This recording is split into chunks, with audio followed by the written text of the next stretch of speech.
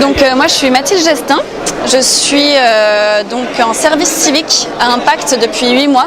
C'est une association qui existe depuis 2012. Le but du LABES, c'est de renforcer les associations tunisiennes qui ont été créées suite à 2011. Donc depuis 2011, le bureau association conseil existe, forme les associations tunisiennes, les suit au quotidien. Donc ça concerne environ 300 associations pour l'instant en Tunisie. Et depuis 2012, nous avons créé donc le LABES, qui est le laboratoire de l'économie sociale et solidaire, à travers ces deux composantes, donc le BAC, le bureau association conseil, et Impact, qui est en fait un incubateur d'entreprises sociales ici en Tunisie, qui est le premier incubateur d'entreprises sociales en Tunisie. Donc concrètement, une entreprise sociale, c'est quoi?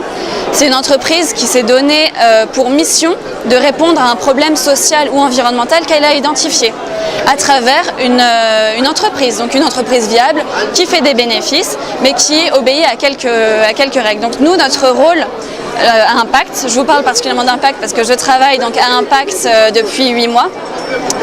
Notre rôle, c'est de former ces entrepreneurs, de les accompagner de façon de les mettre en réseau aussi, c'est important, d'où notre présence aujourd'hui au salon Startup Expo.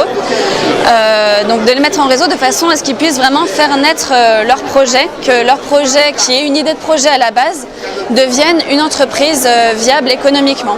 Donc on en suit 5 par an. On a suivi la première génération, donc la première promotion s'est conclue en février dernier avec de très beaux projets sur le thématique du covoiturage, de la gestion des déchets, de l'artisanat et une coopérative de consommateurs de fruits et légumes de bonne qualité, sans beaucoup de pesticides comme ça peut être le cas aujourd'hui en Tunisie. Et donc nous avons recruté depuis décembre dernier nos 5 nouveaux entrepreneurs. Donc on espère qu'ils vont se développer convenablement. On a développé une méthodologie d'incubation qui est propre à la Tunisie. On est en lien en fait avec une association en France, le Comptoir de l'innovation, qui est un réseau d'incubateurs en France. Mais nous, on a décidé de recréer notre propre méthodologie d'incubation, vraiment adaptée au territoire. D'ailleurs, la première promotion a été un peu l'occasion de co-créer cette méthodologie pour voir un peu les besoins des entrepreneurs sociaux d'ici, pour nous permettre de s'adapter à leurs besoins au mieux en termes de formation, de rythme d'accompagnement, de mise en réseau, les questions, voir sur quoi ils freinaient le plus pour qu'on puisse vraiment les aider au mieux. Donc notre offre d'incubation, c'est quoi? C'est un hébergement légal et physique pendant 1 an. Ils peuvent venir dans nos locaux, ils ont un espace de coworking qui leur est réservé avec PC, imprimante, internet, tout ce qu'il faut pour qu'ils puissent travailler convenablement, avoir des réunions. Ils peuvent domicilier légalement leur entreprise chez nous pendant 1 an. Ils ont donc un accompagnement hebdomadaire, un accompagnement stratégique qui est fait pour que leur projet ne connaisse pas de vagues. Parce que c'est vrai qu'un entrepreneur, c'est un projet d'entreprise, c'est un business plan, c'est un business model, c'est beaucoup de choses. Mais dans les premiers temps de l'entreprise, c'est avant tout une personne qui porte ce projet, qui cherche à s'entourer, une personne qui se pose des questions, qui a des difficultés à concilier parfois son projet d'entreprise et sa vie à côté. Parce que contrairement à ce qui peut exister dans d'autres pays, ici en Tunisie, il n'y a pas encore de structures qui permettent d'avoir une aide de l'État pour créer son entreprise, donc il n'y a pas de chômage. Donc souvent, ce sont des personnes qui n'ont pas d'expérience en entrepreneuriat auparavant et qui ont un métier à côté. Donc en l'occurrence, on a un ingénieur informatique qui a développé la plateforme Karabetna, Wafé Boudaga qui a développé Envitousta, c'est un système de gestion des déchets par les conteneurs semi-enfouis et était professeur d'allemand. Donc on a dû concilier en fait tout ça, on a dû faire en sorte que notre accompagnement ne soit pas un frein, ne soit pas trop lourd et soit à la fois suffisamment dynamique pour les motiver, les porter au quotidien. La troisième dimension, c'est les formations collectives.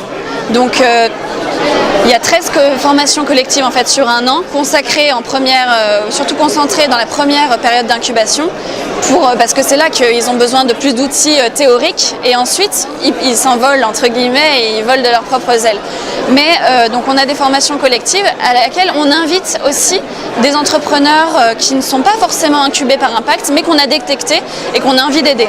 Parce que nous, notre mission Impact, c'est de développer l'entrepreneuriat social en Tunisie. On pense que c'est une solution, une troisième voie en fait, entre le privé lucratif qui a parfois des dérives et en termes de gouvernance, de traitement de ces parties prenantes, que ce soit l'environnement, ses employés, etc.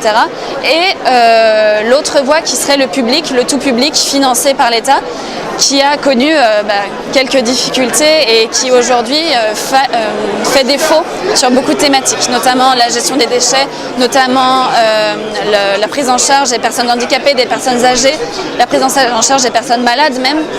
Donc l'entrepreneuriat social, c'est une troisième voie en fait, qui concilie viabilité économique et impact social fort. Parce qu'on est convaincu qu'il n'y a pas d'impact social fort sans modèle économique fort, viable et durable.